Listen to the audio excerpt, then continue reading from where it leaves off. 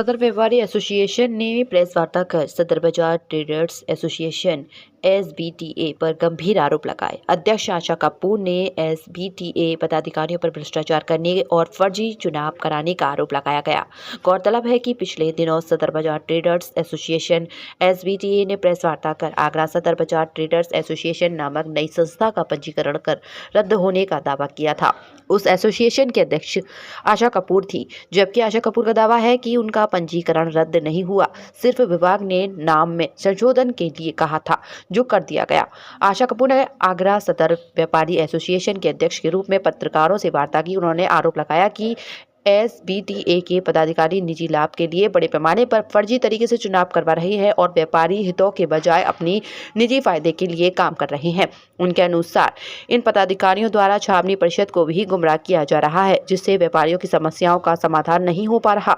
आगरा सदर व्यापारी एसोसिएशन ने इस अवसर पर अपने प्रमुख पदाधिकारियों अध्यक्ष आशा कपूर, कोषाध्यक्ष रवि राय अग्रवाल और सचिव अभिनव सेंगर का स्वागत भी किया। ऐसा है कि पहले जो हमारी आगरा सदर बाजार ट्रेडर्स एसोसिएशन के नाम से संस्था थी, अब उसका नाम परिवर्तन केवल हुआ है, लेकिन विरोधियों द्वारा ये कहा गया कि उस संस्था को खत्म कर दिया, निरस्त कर दिया। ये गलत है। केवल रजिस्ट्रार साहब ने जो है इनकी आपत्ति, इन्होंने पुराने एसोसिएशन वालों ने आपत्ति करी कि हमारे नाम से मृत्यु मिलती है, तो उन्होंने रजिस्ट्रार साहब ने हमारे पास नोटिस दिया कि भाई इसका जो है नाम अपना संशोधन कर लीजिए। हमने उसका नाम संशोधन करा और नाम संशोधन करके आगरा सदर बाजार व्यापारी एसोसिएशन उसका कर लिया और हमारी विधिवत चालू है। कोई रजिस्ट्रेशन जो बता रहे थे कि कैंसिल हो गया, निरस्त हो गया, कि इन्होंने फर्जीवाड़ा किया, गलत काम किया, ऐसे आरोप जो हमेशा जो महिला अध्यक्ष होने के नाते आशा कपूर जी ऊपर लगाते रहे, जो कि बेबुनियाद और महिला का जो सम्मान नहीं करते हैं। सबसे बड़ी बात है कि महिला अध्यक्ष है तो उसका सम्मान करना चाहिए। हमेशा अध्यक्ष जी को शोषण करना, अध्यक्ष जी के बारे में गलत प्रचार करना और भ्रष्टाचार के आरोप लगाना, जिसमें कि भ्रष्टाचार के काम वो कर रहे हैं, गलत काम वो करते हैं और आरोप इनके ऊपर लगाते हैं। ऐसा नहीं होना चाहिए।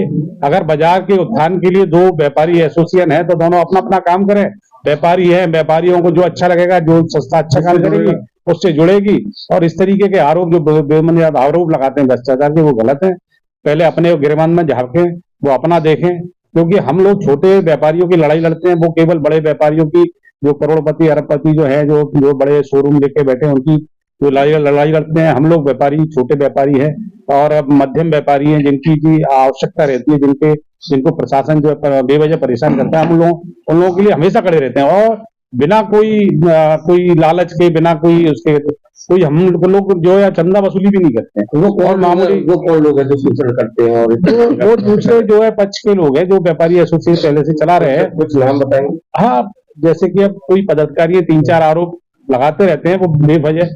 पहले भी आपको प्रेस में जो उन्होंने जो आरोप लगाए थे पेश करके, तो वो बेबुनियाद आरोप लगाए थे, मैं उनका खंडन करता हूँ। सेंगर संस्था से सेक्रेटरी हूँ। ये जो पूरी लड़ाई है एक महिला के सम्मान की है। जिस महिला ने अपना पूरा जीवन सदर व्यापारी के हितों में निकाल दिया, उन महिला पर झूठे झूठे आरोप लगाकर बार बार उनका अपमान किया जाता है। जो इलेक्शन हुए थे, उन इलेक्शन में मैं खड़ा हुआ था सेक्रेटरी के लिए, तो मेरे अपोजिट मयंक थे। अब इसमें 2-3 चीजें थी। पहला ये कि उसमें एक वीडियो रिकॉर्डिंग करवाई गई थी, जिससे कि स्पष्टता सामने आ सके, लेकिन वीडियो रिकॉर्डिंग करने के बाद वो वीडियो रिकॉर्डिंग नहीं की गई, क्योंकि इसमें फर्जी मतदान कराए गए थे। जो हमने पकड़े भी थे समय पे, उस पकड़ा भी था, मैंने उसकी आपत्ति लिखित में भी दी थी, लेकिन उसको कुछ नहीं किया गया।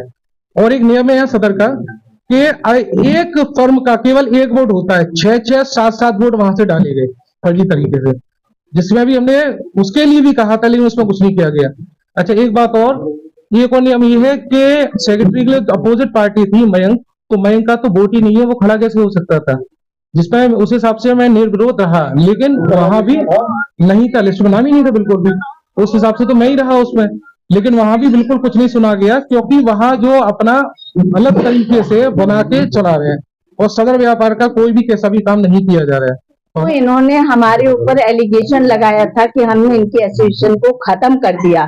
वो खत्म नहीं किया। हमारे पास रजिस्ट्रार ऑफिस से फोन आया था, उन्होंने कहा मैडम इसमें नाम में थोड़ा सा सुझाव कर लीजिए। 18 को हमने मीटिंग करी, जो सर्वसम्मति से पारित हुआ कि ठीक है, हम इसको फेरबदल कर लेते हैं। 24 को उन्होंने हमें पारित कर दिया कि आपका हमने फेरबदल स्वीकार कर लिया और हमारी वैसे ही यथाविधि हमारी चल रही है, जो आप नाम हमारा इसमें दिया है। दूसरा इनका ये है कि हमारे जब हम ये लोग जीते हैं, पहले तो इन्होंने टोटल बेईमानी करके जीत करी।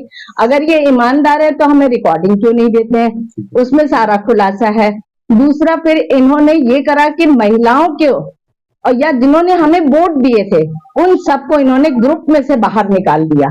क्यों निकाल दिया? क्योंकि जो ये गलत कार्य करते हैं उसमें हम अपनी आवाज ना उठा पाए।